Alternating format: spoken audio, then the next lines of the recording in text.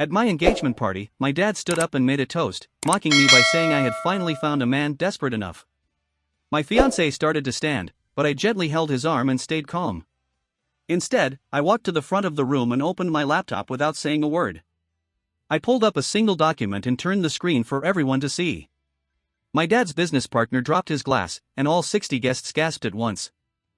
I am Danielle Upton, and at 29 years old, I have built a career out of finding the truths that people try hardest to hide as a forensic accountant. Before I continue, I ask that you take a moment to like and subscribe, but only if this story truly resonates with your own experiences. Please share your location and local time in the comments so I know where you are joining me from. Let me take you back to last October, to the specific night my father decided to call me a charity case for the very last time. My father, Richard Upton, is a man who built an entire construction empire out of absolute nothing. He started with a single pickup truck, a loan sealed with nothing but a handshake, and 17-hour workdays that never seemed to end. By the time I entered the world, Upton and Marsh Construction had 12 employees, a growing fleet of trucks, and a reputation in our town that forced people to stand a little straighter whenever my father walked into a room. I grew up in the shadow of a man everyone seemed to admire. He was the quintessential neighborhood barbecue host, the dedicated chair of the church fundraiser, and the legendary guy who bought a round for every single person at the country club bar. He was generous with his money, but he never let you forget exactly who had provided it. At home, however, the world operated under a completely different set of rules. My father was not a man of physical violence because he did not need to be. He possessed a voice that could make you feel only 6 inches tall without ever having to raise it above a normal conversational volume. I remember the first time it happened with perfect clarity. I was 9 years old and in the 4th grade. I had brought home a report card filled with straight A grades and a glowing note from my teacher saying I was a joy to have in class. I placed that paper on the kitchen counter as if I were presenting the final piece of evidence in my own defense. He barely even looked at it before saying that good grades do not mean a person is smart. He told me that teachers simply hand those out when they feel sorry for a kid. My mother, Linda, sat right there and sipped her coffee while saying absolutely nothing. That was the established system in our house. He would cut, she would watch, and I would bleed quietly. What made it so incredibly confusing, and the part people truly do not understand about growing up in this environment, is that my father was not cruel every single day. When I was 12, he spent hours in the driveway teaching me how to ride a bike. When I finally managed to pedal to the end of the street without falling, he looked at me and said, "Those are my girl." I held on to those 4 words for years, replaying them in my mind whenever things got bad. It was not until I was much older that I realized he had only said it because the Marshes were over for dinner and were watching from the porch. I was performing well, and he was taking the credit. That was the only version of pride my father ever possessed, the kind that required an audience to witness it. This pattern never changed as I grew up, it simply became more sophisticated. At my college graduation, I finished magna cum laude with an accounting degree and a minor in criminal justice. I had worked 2 separate jobs just to keep my GPA high enough to stay in school. My hands were shaking with pride when I walked across that stage, and my parents were there to watch. My father wore his most expensive suit, and at the celebratory dinner afterward at a steakhouse he chose and I could never afford, he spent 45 minutes telling my friends about his company's latest municipal contract.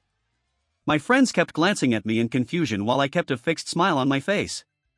When the check finally arrived, he said loudly enough for the entire table to hear that we should all hope that diploma is worth more than the paper it is printed on. Everyone laughed because that is what you do when Richard Upton makes a joke. You laugh. A year later, I landed my first real position at a prestigious forensic accounting firm. It was a competitive hire and a great opportunity. I called my parents to share the news. My mother offered a soft congratulations, but my father got on the line and said he hoped I would not bankrupt the firm. I laughed and thanked him before hanging up. Then I sat in my car in the parking lot for 20 minutes in total silence. The worst part is that I thought this was completely normal. When cruelty is the water you swim in, you do not realize you are drowning. You just think that is how the current moves. It was not until I met Nathan that someone finally held up a mirror to my life. He said it on our 3rd date after I told what I thought was a funny story about my father making a speech at my cousin's wedding. My father had joked that I was next on the list if anyone would actually have me. Nathan did not laugh. He set his fork down and looked me in the eyes, telling me that it was not normal. Something cracked open inside me that night, something small that would eventually change everything. I met Nathan Cole at a joint conference for attorneys and forensic accountants in Baltimore. He was presenting on financial fraud litigation while I was taking notes 3 rows back. He was not flashy and did not command a room with the aggressive energy my father used. Nathan was the kind of man who listened significantly more than he spoke, and when he did speak, every word landed exactly where it was intended. He was steady and grounded, the absolute opposite of everything I had grown up around. We dated for 14 months before I felt brave enough to bring him home to meet my parents. I should have known exactly how it would go. My father opened the door, shook Nathan's hand, and within 3 minutes had turned the living room into an interrogation room. He wanted to know where Nathan went to school, what his salary range was, and if he came from money. Nathan answered every question calmly with no defensiveness or posturing. Then my father leaned back in his leather chair and told Nathan he hoped he was patient because his daughter was the kind of person who needed to be led. The room went dead silent. My mother looked down at her hands. I opened my mouth to defend myself, but Nathan got there first. He told my father with all due respect that I was the most capable person he had ever met. There was no heat or aggression in his voice, just a plain statement of fact delivered as if he were reading it off a page. My father did not respond but simply stared at Nathan for 3 long seconds before changing the subject to football. I saw the micro shift in his jaw and the flicker of anger behind his eyes. Nathan was not afraid of him. That was the beginning of the end because my father's entire power system depended on everyone in the room being just a little bit afraid, and Nathan simply was not. The man I loved had just become my father's newest problem. Nathan proposed on a quiet Sunday morning. There was no ring in a champagne glass or grand gesture. He just made me coffee, sat across from me at our kitchen table, and told me he wanted the rest of his life to look exactly like that moment. I said yes before he could even finish the sentence.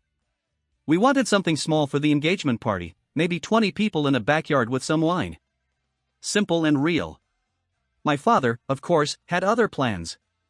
He called 2 days later to say he was handling the party and had already booked the Whitfield.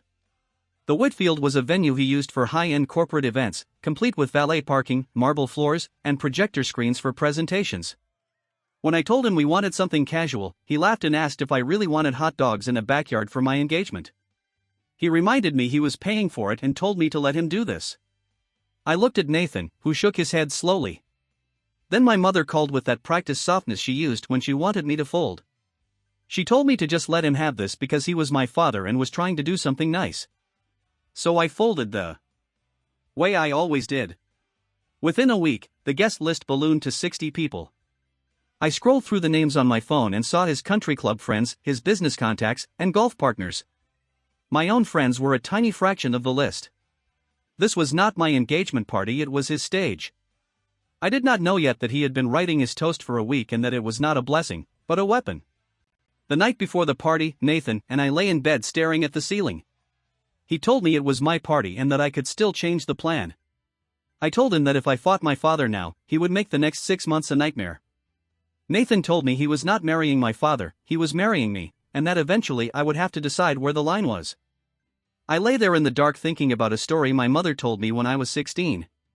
She said that early in her marriage, she had pushed back against my father about something. He responded by permanently canceling her credit card. She had to ask him for grocery money for 8 months until he decided she had learned her lesson. She told me this while drying a plate, smiling as if it were a funny anecdote. She never pushed back again in 30 years. I finally understood that night that her story was not a memory, but a warning. If I did not draw the line now, I would become smiling through the pain and telling my own daughter the same story someday. I could not sleep after that. The next evening, I stopped by my parents' house to drop off the seating chart. My father was in his study writing on a legal pad. When I asked what he was writing, he said it was his toast and that I would hear it tomorrow along with everyone else. Something cold moved through my chest. He gave me a smile that never reached his eyes and told me to trust him because everyone would remember this toast. My mother appeared and steered the conversation away, praising his wonderful speeches.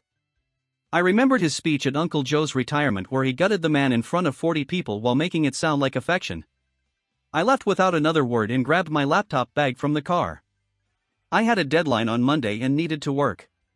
I did not know then that the laptop would be the most important thing I brought to the party.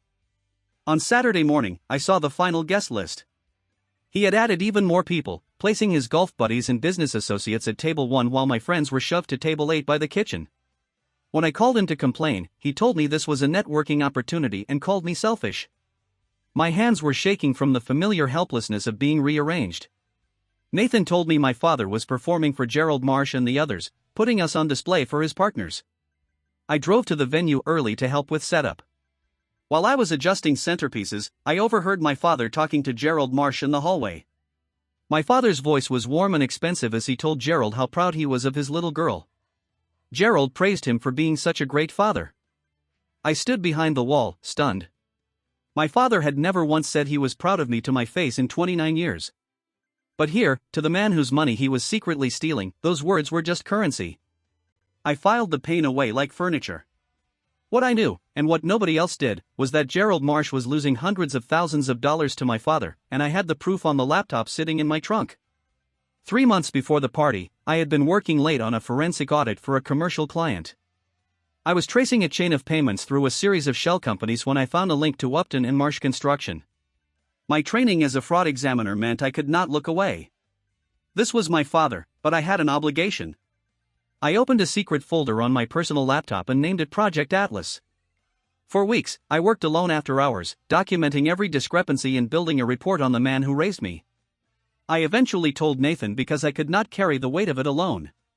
I had the evidence that my father's empire was built on more than just hard work, it was built on betrayal. I sat second-guessing every single entry in that digital folder for hours. The disciplined auditor in me knew exactly what the data was shouting, but the daughter in me kept searching desperately for any other possible explanation. There simply was not one to be found. On a Tuesday night, I finally sat Nathan down at our kitchen table and showed him the summary of my findings. He read through the documents slowly and methodically, the way lawyers tend to read everything once for the literal content and a second time for the legal implications. When he eventually finished, he looked up and asked how much was missing. I told him it was difficult to say without full administrative access, but based on what I could trace through the shell companies, it was a significant amount spanning over a decade. He set the papers down and asked what I wanted to do with the information. I admitted I did not know because he was still my father. Nathan did not push me or lecture me, nor did he say what any other reasonable person would have said, which was that my father was a thief. Instead, he leaned forward and reminded me that my father was also stealing from a man who trusted him, a partner of 15 years. I stared at the grain in the wood of our table, focusing on the ring stain from my coffee mug. Nathan told me that whatever I decided, he was with me, but he warned me not to sit on the truth for too long because Gerald deserved to know. I agreed with him. My plan at that moment was clear. I would finish the audit, compile the full professional report, and just get through the engagement party. Then, on Monday morning, I would send the report directly to Gerald and meet him face to face if possible. I wanted it to be clean and professional with no drama or public scene, just the truth delivered the way I would deliver it to any other client. Nathan suggested I bring the laptop to the party since I had that Monday deadline anyway. It was a practical and reasonable suggestion that made complete sense at the time. My father, however, had his own plans for that Saturday evening, and they would end up changing mine entirely.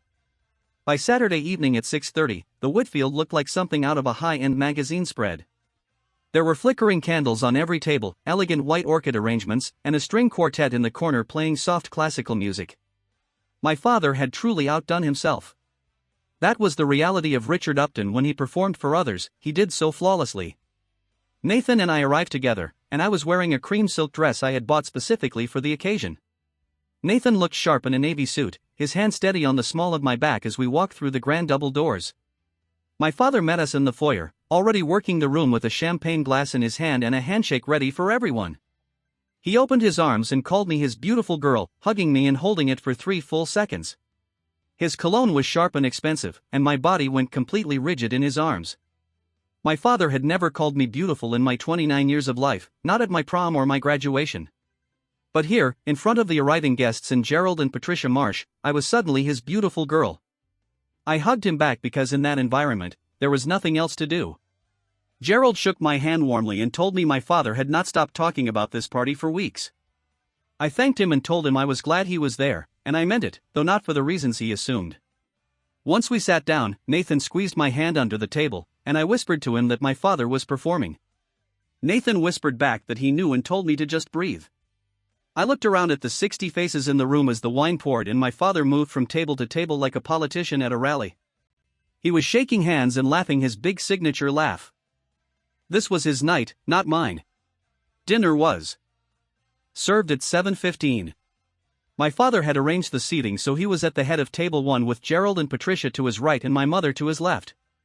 Nathan and I sat across from them like we were appearing before a tribunal.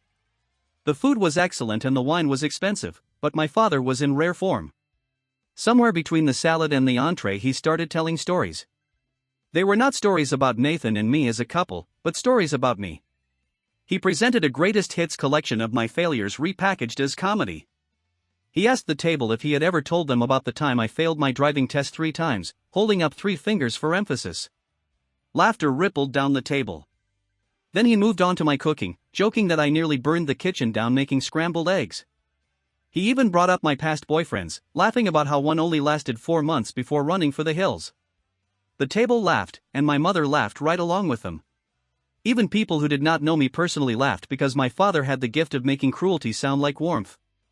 I kept my autopilot smile on, the one I had been practicing since I was 9. Nathan did not smile. Across the table, Patricia Marsh tilted her head and whispered to my mother that Richard was being a bit hard on me. My mother's answer was an instant reflex, telling her that was just how he showed love.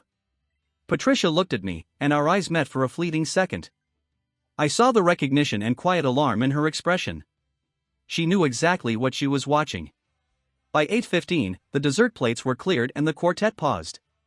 My father stood up, buttoned his jacket, and tapped his glass with a spoon to quiet the room.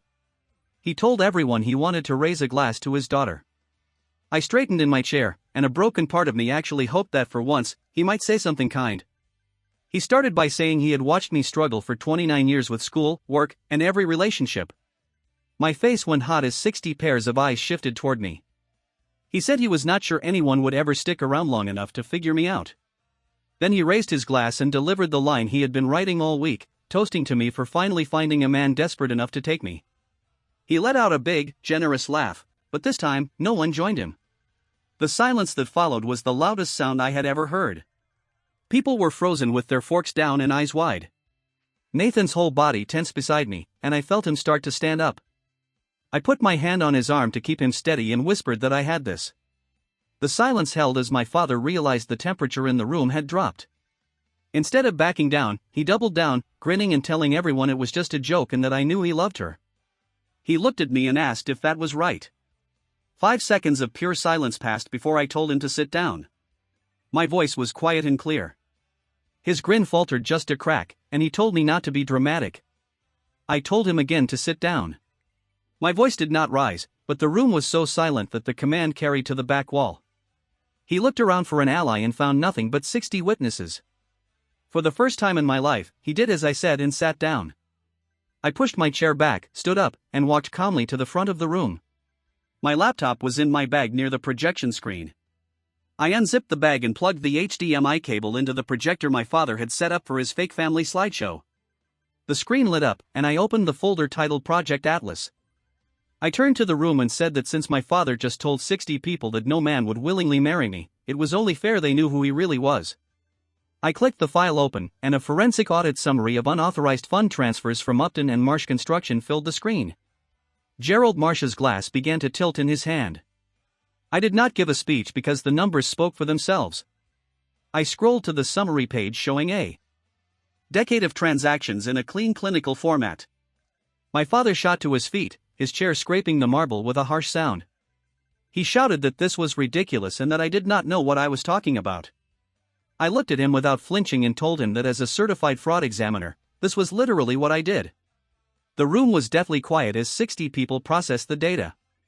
Gerald Marsh's glass slipped from his fingers and shattered on the floor like a gunshot. He stared at the screen, his face turning a ghostly gray as he realized 15 years of trust had just dissolved. My father stepped toward him with his palms up, claiming I was lying because I was angry about a joke. Gerald Marsh did not stand up or shout, he simply raised one hand with his palm facing outward in a silent command that stopped my father in his tracks. That single gesture carried more weight than every aggressive word my father had uttered throughout the entire night. Gerald reached into his jacket, pulled out his phone, and dialed a number right there at the table while everyone watched. His voice was low but perfectly clear as he told someone named Ray that he needed him in the office first thing Monday morning to discuss the partnership. He hung up and set the phone on the table without glancing at my father again. Richard spun toward my mother, his composure visibly cracking like thin ice under too much weight. He pleaded with her to tell the room that I had lost my mind, but my mother sat perfectly still with her hands folded and her eyes fixed on her plate. She gave him the same silence she had given me for 29 years, but this time, her silence was not a form of protection for him. It was permission for the world to see him as he was. Chairs began to scrape against the floor as guests at the far tables stood up quietly to reach for their coats. There were no dramatic exits, just a slow and unmistakable withdrawal of people who no longer wanted to be in that room. Nathan stepped up beside me and placed his hand gently between my shoulder blades to offer his silent support. Then Helen Cole, Nathan's mother, stood up from the second table and walked over to me. She took both of my hands in hers and told me she was proud of me. Those were the exact 4 words I had spent my entire life waiting to hear from my own father, and hearing them from someone else's mother made them mean even more. Gerald stood up slowly, steadying himself with one hand on the table. He walked over to my father so they stood face to face in front of the 50 or so witnesses who remained. Gerald told him in a controlled voice that he had trusted him for 15 years. My father started talking fast, trying to explain that the transfers were just a restructuring recommended by an accountant, but Gerald almost laughed.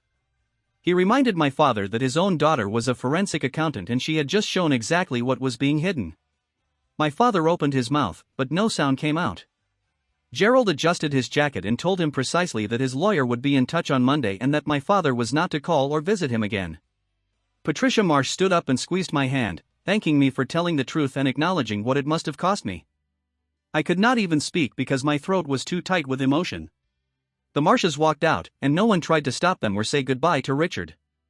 My father stood completely alone in the center of the room with the audit summary still glowing on the screen behind him, casting a shadow across his back like a mark he could never erase. One by one, the tables emptied and people left without shaking his hand.